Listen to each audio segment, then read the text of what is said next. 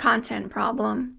This is the biggest challenge you're going to face as a website designer. The words, images, videos, and information that actually give a website its purpose and value. Some clients totally get why this is important. They come prepared with well-written copy, high-quality images, and a clear understanding of their brand's voice. These are the dream clients, collaborative, organized, engaged, and well aware that good content leads to good design. But those dream clients are rare.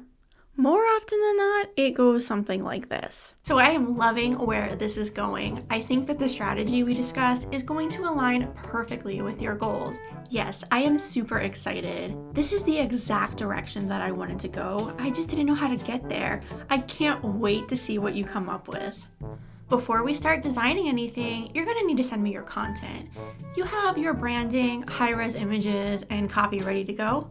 Oh yeah, totally. I've got all of that. I'll send it over to you tonight. Perfect. I can't wait to get started. As you wait for that content to arrive, you start getting excited. Your designer brain goes into overdrive. You start thinking about layouts, interactive elements, colors, and all the cool things that you can add to this design to make it really shine.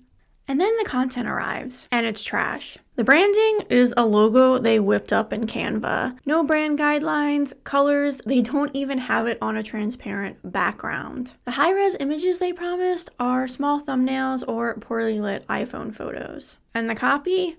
Just a handful of vague bullet points that really doesn't give you much to work with.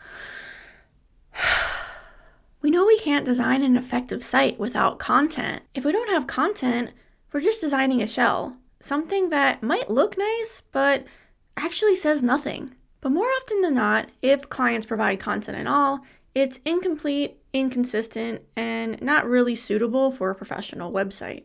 And when content is delayed, vague, or non-existent, it doesn't just slow down the design process, it could compromise the entire project. So as designers, what do? A lot of you are handling this problem the wrong way. Today, we're going to go through a few tips on how to deal with this problem professionally and realistically. Because let's face it, too many of us are setting expectations that don't match reality. So many designers hit a wall when it comes to content, but here's the kicker. They don't actually have a real process in place on how to get it. If your projects are dragging on forever or your clients seem totally lost, it might be time to look in the mirror. If this keeps happening, chances are you're not clearly communicating what it is that you need from your clients. Early on in our business, we learned a crucial lesson. Clients aren't mind readers. If you don't spell it out, they simply won't know. That's exactly why having a clear process matters. Something that a lot of designers are missing. If you want to avoid running into the content problem, your process needs to be more than a vague, just send me your stuff. You need to tell them exactly what to send, how to send it, and where to send it. One of the best things that we've implemented in our business is a client welcome packet. We send it to every client at the start of their project, kind of like a first homework assignment. It collects some essential information like contact details and their hosting info, and more importantly, it walks them through how to provide their content. We include detailed instructions on file types, how to provide their content, and even include a checklist to make sure that they don't miss anything. We also set up a shared folder on either Google Drive or Dropbox so they can upload all of their content there. It helps keep things organized and reduces email chaos. For the most part, these systems are pretty easy for clients to navigate. It may sound simple, but laying out the content process clearly and early helps keep the project on track and helps keep our clients happy. Our exact welcome packet is available in our shop as part of our website design bundle, which gives you everything that you need to run a clear and smooth project from start to finish. I'll leave a link to it in the description. Now, you can do everything right.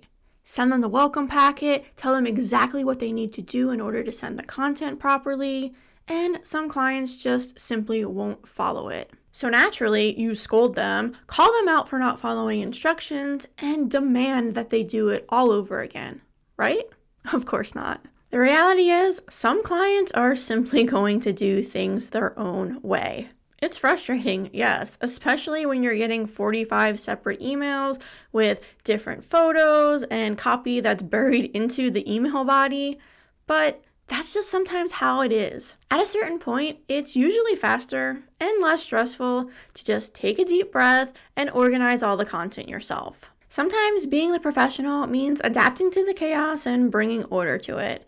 Because honestly, that's why they hired you, even if they don't realize it. As frustrating as it might be, try not to let it worry you. I mean, the important thing is you got what you needed, right?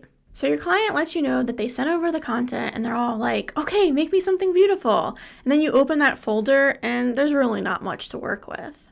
What do you do then? The last thing that you want to do is insult the client by saying what they gave you sucks or they didn't give you enough. Take your time to look at what they did give you and see if there's a way you can work with it. The photos that your client sends over might not be ideal. Maybe they have low-res headshots or they didn't send enough high-quality images to do full-screen layouts. But chances are, you can find a way to make it work. Many designers, and I'm guilty of this too, get too attached to a specific vision that they have in their head before seeing the actual content. Then when those assets don't match the mental picture, frustration sets in. But that's part of the job. Sometimes you need to pivot, adapt the layout, rethink the visuals. You can still create something that's clean, effective, and professional, I promise. No vector version of their logo? If it's simple enough to trace it in Illustrator, just go ahead and do it. It might take a few extra minutes, but the client will appreciate the effort. And you're gonna save yourself a lot of back and forth. I can't even count how many times I've done this, and it's always been worth it. Don't be afraid to build on what your client has given you. If the copy is sparse, go ahead and flesh it out. Add headlines, paragraph copy, and clear call to actions. If the image selection is limited, you can find pretty decent free stock photos on sites like Unsplash and Pexels.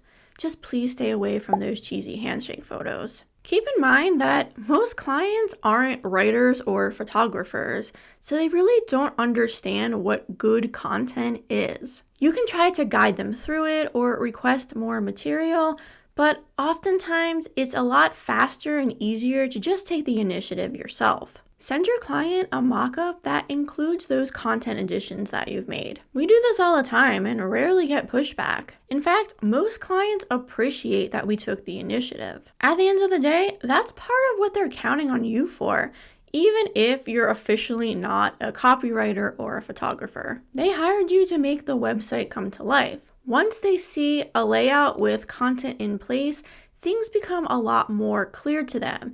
They can figure out where they need to fill gaps in or make changes. Some people just need a visual. Something that we run into a lot is a client saying, I have some of my content ready, but not everything. Can you get started with what I do have? Ideally, we'd get everything up front, but let's be real, that rarely happens. If we waited for every single asset, we'd get nothing done. And if you're not working, you're not earning. So unless key pieces are missing, we usually just go ahead and get started. Most of the time, the remaining content trickles in while we're already working. And 90% of the time, we're just missing things like headshots or product photos. That's easy to work around. We can design with placeholders and swap them out later. Plus, once a client sees the mock-up, they usually kick into gear. People need to see something tangible. And when they know that you're waiting on them, it usually gives them the push to move forward. It's all about keeping the momentum going. At the end of the day, dealing with the content problem isn't about expecting perfection. It's about setting clear expectations, creating smart systems, and being flexible when things don't always go as planned. Honestly, they rarely do. Your job as a designer goes way beyond making things look good. It's about getting your clients through a process that they don't fully understand. When you show up as an organized, strategic professional, somebody who can lead and adapt, you're going to create better designs and build stronger client relationships. So don't let content delays derail your projects. Put the right processes in place, stay calm when things get messy, and remember, clarity and structure go a long way. Thanks so much for watching.